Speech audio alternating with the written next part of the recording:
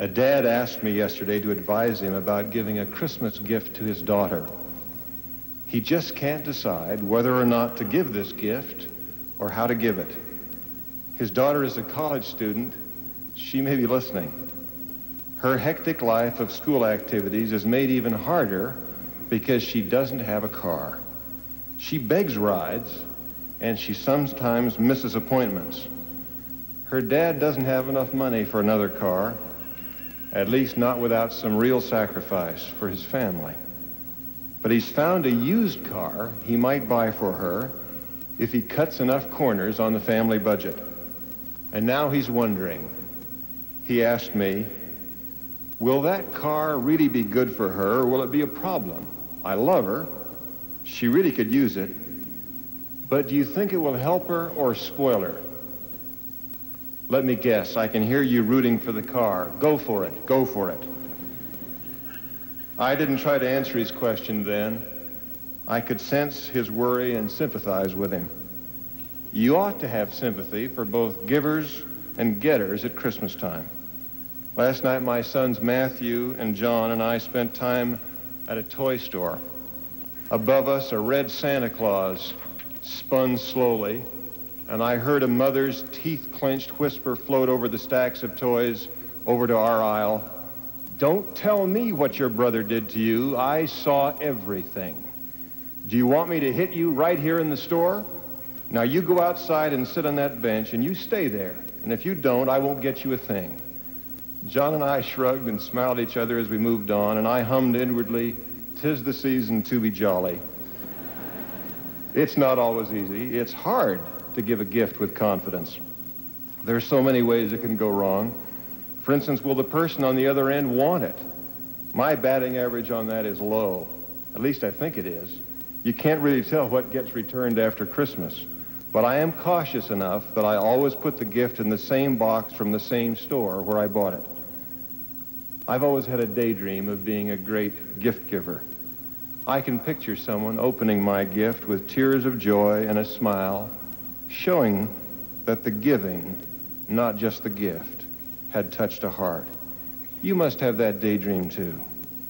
Many of you are likely already experts in gift giving, but even the experts may share some of my curiosity about what makes a great gift. I've been surrounded by expert gift givers all my life. None of them has ever told me how to do it, but I've been watching and I've been building a theory. I think it's finally ready to be shared, at least among friends at a great university. Here it is, the Eyring theory of gift giving and gift receiving. My theory comes from thinking about many gifts and many holidays, but one day and one gift can illustrate it. The day was not Christmas, nor even close to it. It was a summer day. My mother had died in the early afternoon. My father, my brother, and I had been there at the hospital.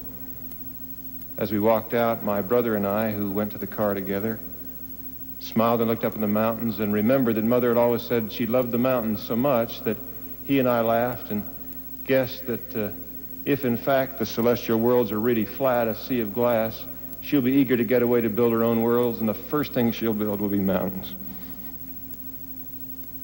With that, we smiled and got in the car and drove home. We went to the family home, and Dad met us there, and there were just the three of us. Friends and family came to the house and went. In a lull, we fixed ourselves a snack, and then we visited with more callers. It grew late, dusk fell, and I remember we had still not turned on the lights. Dad answered the doorbell. It was Aunt Catherine and Uncle Bill. When they'd walked just a few feet past the vestibule, Uncle Bill extended his hand, and I could see that he was holding a bottle of cherries.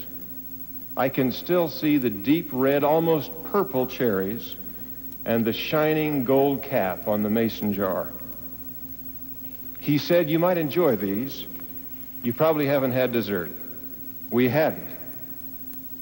The three of us sat around the kitchen table and put some cherries in bowls and ate them as Uncle Bill and Aunt Catherine cleared some dishes. Uncle Bill then asked, "Are there people you haven't had time to call? Just give me some names, and I'll do it."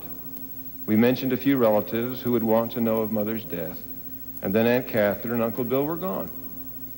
They could not have been with us more than 20 minutes. Now, you can understand my theory best if you focus on one gift, the bottle of cherries. And let's explain our theory from the point of view of the person who received the gift, me.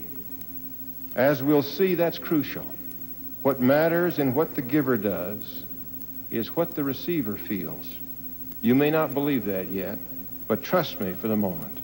So let's start from inside me and with the gift of the bottle of cherries. And here's the theory. As nearly as I can tell, the giving and receiving of a great gift always have three parts. Here they are, illustrated by that gift on a summer evening. First, I knew that Uncle Bill and Aunt Catherine had felt what I was feeling and had been touched. I'm not over the thrill of that yet. They must have felt we'd be too tired to fix much food. They must have felt that a bowl of cherries, home-canned cherries, would make us, for a moment, feel like a family again. And they more than felt what I felt, they were touched by it. Just knowing that someone had understood meant far more than the cherries themselves. I can't remember the taste of the cherries, but I remember that someone knew my heart and cared. Second, I felt the gift was free. I knew Uncle Bill and Aunt Catherine had chosen freely to bring a gift. I knew they weren't doing it to compel a response from me. The gift seemed, at least to me, to provide joy to them just in the giving. And third, there was sacrifice. Now you might say, wait, how could they give for the joy of it and yet make sacrifice? Well, I could see the sacrifice. I knew that from the cherries being home bottled. That meant Aunt Catherine had made them for her family. They must have liked cherries. But she took that possible pleasure for them and gave it to me. That's sacrifice. But I realized since then this marvelous fact. It must have seemed to Uncle Bill and Aunt Catherine that they'd have more pleasure if I had the cherries than if they did. There was sacrifice, but it was made for a greater return to them, my happiness. Anyone can feel deprived as they sacrifice, and then let the person who gets a gift know it. But only the expert can bless and let you sense that his sacrifice brings him joy because it blesses you. Well, there it is, a simple theory. When you're on the receiving end, you will discover three things in the great gift giver. He felt what you felt and was touched. He gave freely, and he counted sacrifice a bargain.